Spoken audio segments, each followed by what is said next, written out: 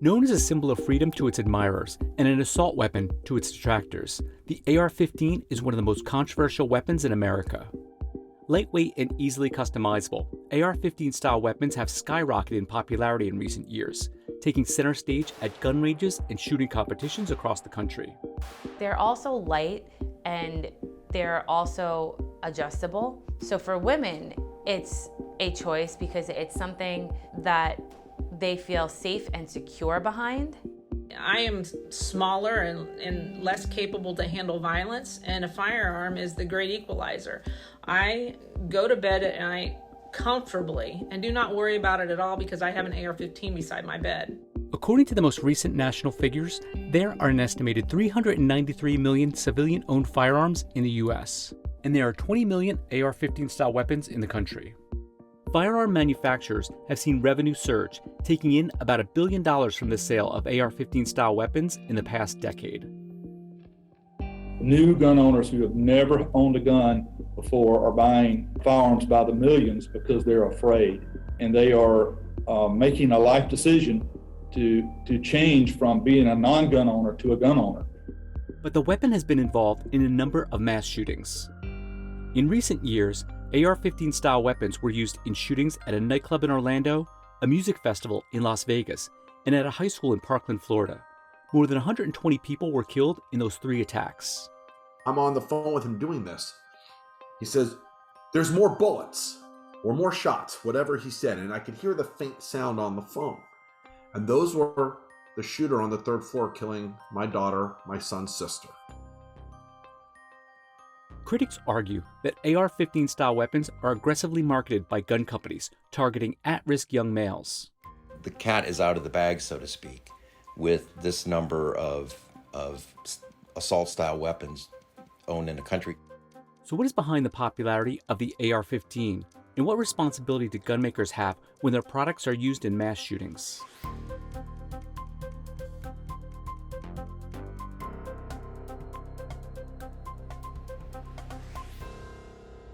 The AR-15 traces its roots to the early 1950s. This is the Armalite AR-10, the modern combat rifle, a lightweight, rugged, and versatile weapon that combines the accuracy of a sniping rifle with the firepower of a machine gun. Following World War II, the U.S. military was moving away from bulkier standard-issue rifles like the M14. Armalite, a small arms engineering company based in Hollywood, California, at the time was designing military-style rifles using lighter materials like aluminum and fiberglass. Its AR-15 rifle was first tested by the U.S. Army in 1958.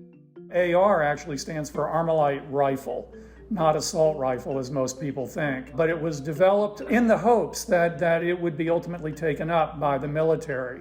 Financial difficulties forced Armalite to sell production rights of its design to Colt Industries, one of America's oldest gun makers. In 1962, Congress approved a batch of 8,500 AR-15 rifles. The weapon, later designated the M16, made its debut in the Vietnam War. Returning soldiers were early adopters of the civilian version of the rifle. A lot of soldiers came back and liked it, and so the prospect of being able to have a civilian version of that rifle was something that was appealing to them. By 1977, Colt's AR-15 patent ended, allowing other manufacturers to make their own version of the weapon. The gun gained additional followers for its lightweight design and ability to swap out components like stocks, barrels, and trigger assemblies. And so that makes it very attractive to shooters that want to take this to the range for a number of different reasons, because, for lack of a better word, they can play around with it, they can modify it, and they go to the range and they can see other people have done this or that to them and they can talk about it. In 1994, an assault weapons ban prohibiting the manufacture, sale, and possession of specific military-style firearms went into effect. It's amazing to me that we even have to have this debate. I mean, how long are we going to let this go on? Although the ban outlawed semi-automatic weapons, it may have also inadvertently contributed to the popularity of the AR-15.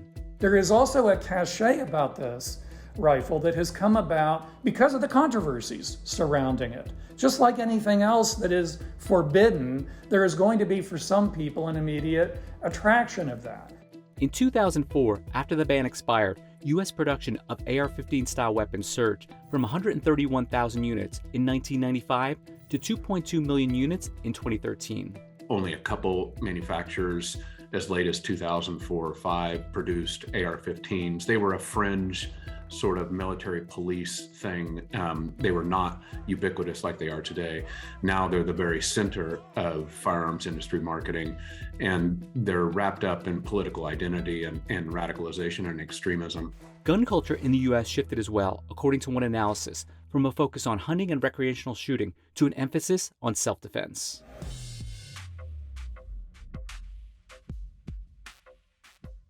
Lauren Hartnett is a paramedic and gun rights advocate in Staten Island. An abusive relationship and a stint in Brooklyn as an EMT when she was 19 turned her attention to shooting.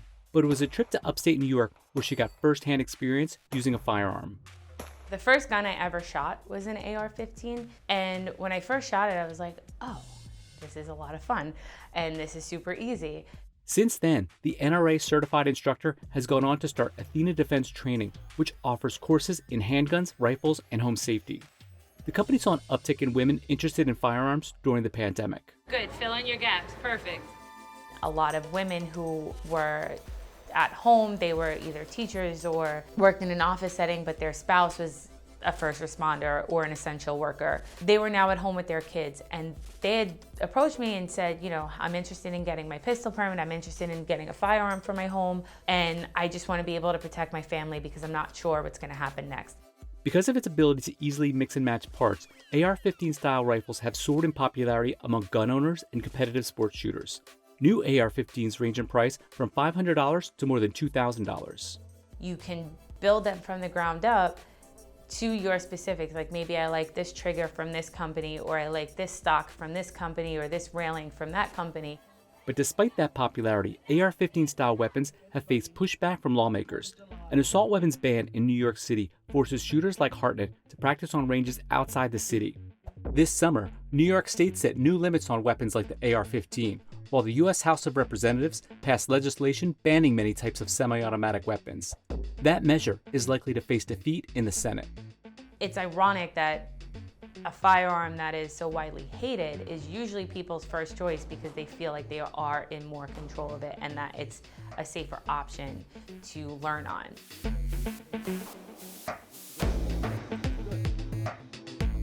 The gun industry's name for AR-15 type rifles is the modern sporting rifle. It says the weapons are built for hunting, target shooting, and home defense. Hundreds of companies manufacture AR-15s or accessories for it. And while pistols remain America's dominant firearm, rifle manufacturing has surged.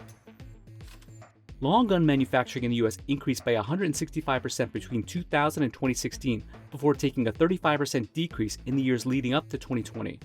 The top U.S. rifle makers include Sturm Ruger, Freedom Group, which includes Remington, and Smith & Wesson. Sales of AR-15 style weapons at Sturm Ruger surged from $39 million in 2019 to $103 million in 2021. Revenue from all long guns, including AR-15 style rifles at Smith & Wesson, more than doubled during the same period, from $108 million to $253 million. And Daniel Defense saw revenue of AR-15 style weapons triple from $40 million in 2019 to over $120 million in 2021. Many of those sales came from new gun owners. We are seeing a much greater increase of people purchasing firearms, particularly their first firearm, for the purchase of defending their homes and their person, as related to things going on in our communities and our society, the pandemic, defund the police movement and civil unrest, as well as the fact that we were entering an election cycle where the Second Amendment was on the ballot. An estimated 7.5 million Americans bought a gun for the first time between the start of 2019 and April 2021. Our internal data shows us that less than 20% of those new gun owners who have never owned a gun before are Republicans, and that people who have made a decision in the past to never own a gun have changed their minds and are buying guns in unprecedented quantities. Gun makers' stock prices also tend to rise as fears set in over potential new laws banning weapons following mass shootings, as well as Democratic administrations. Hey everybody, this is Congressman Ronnie Jackson from the great state of Texas. I have a message for the Biden administration. If you're thinking about taking our ARs, you can start here in Texas. On behalf of all the law-abiding gun owners in the state of Texas, I just want to say, come and get it.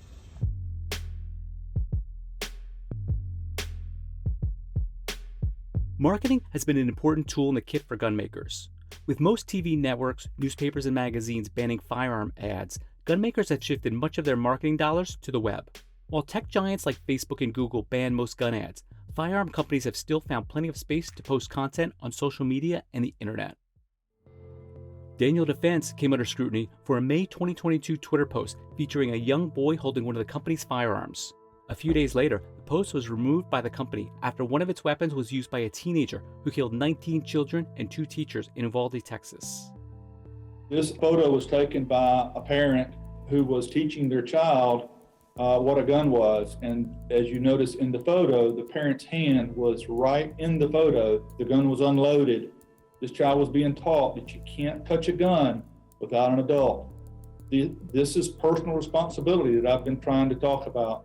Critics argue gun makers also use ties to the military and law enforcement on social media to target kids, including younger at-risk males. There's currently a gun being marketed, an AR-15 being marketed, called the Urban Super Sniper. Now, I don't have to use a lot of imagination to guess at what the Urban Super Sniper is being marketed for. I don't think that's responsible.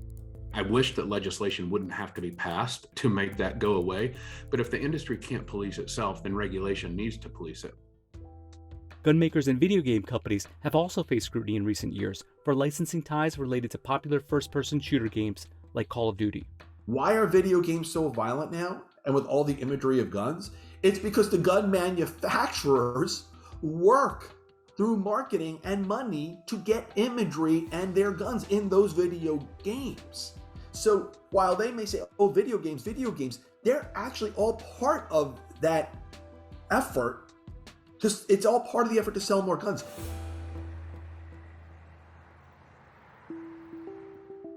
There were 172 mass shootings in the U.S. between 1966 and 2019.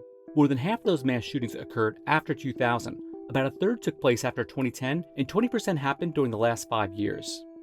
That increase has coincided with a spike in the number of deaths. In the 1970s, mass shootings claimed on average 8 lives per year. By the 2010s, the average was 51 deaths per year.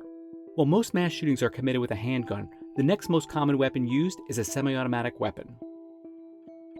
Fred Guttenberg's 14-year-old daughter Jamie was among 17 people killed at the Parkland school shooting on Valentine's Day, 2018. The gunman was believed to be armed with an AR-15 style weapon. Just after 2 p.m., my son calls and says, "Dad." And he says, "What?" He says, "There's a shooter at my school." And my son is a bit of a jokester, so I didn't immediately take him seriously until he said, "I can't find Jamie," because he looked after his sister like a hawk. He didn't mess with her safety. He never would. And when he said that, I knew he was serious.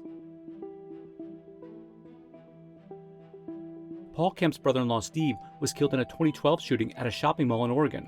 The gunman was armed with a stolen semi-automatic weapon. No other country in the world has this problem. I mean, it's just, there's plain as day. There's no other teachers in the world that have to do active shooter drills with their students. Why is that acceptable in this country? Why are most gun owners remaining silent on this? I don't understand that. I have a daughter who's a teacher.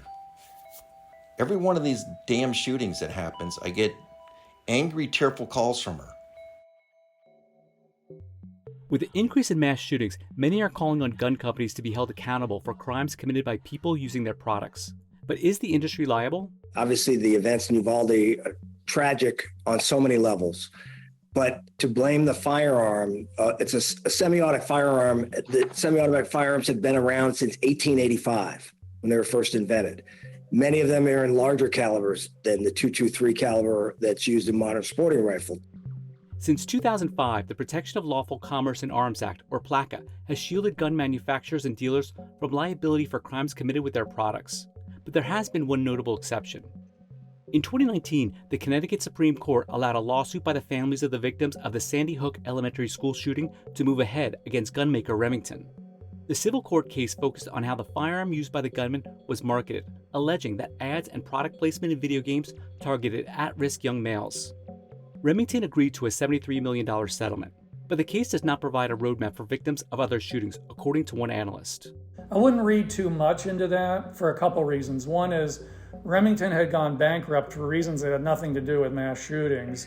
It was a company that didn't make the appropriate modernizations when it should have, and made some bad bets on some different guns that they were marketing, and also had some problems, particularly with a handgun that cost them a lot of money. And while everyone agrees on the need to end the mass shooting crisis, with its army of supporters and its growing popularity, the AR-15 platform seems unlikely to diminish anytime soon. If you're going to do any kind of legislation, I want to see legislation that revolves around education. I would like to see our schools teach firearm safety, just like we teach, water safety. What do we need to do? America, show up and vote. Show up and vote like your life depends on it. Vote for gun safety candidates. Because the truth is, the majority of you want this. There is going to be no single solution. When we look at the way we've changed the culture around drunk driving, it has taken a long time. I think what this country needs to do is change the culture around gun ownership.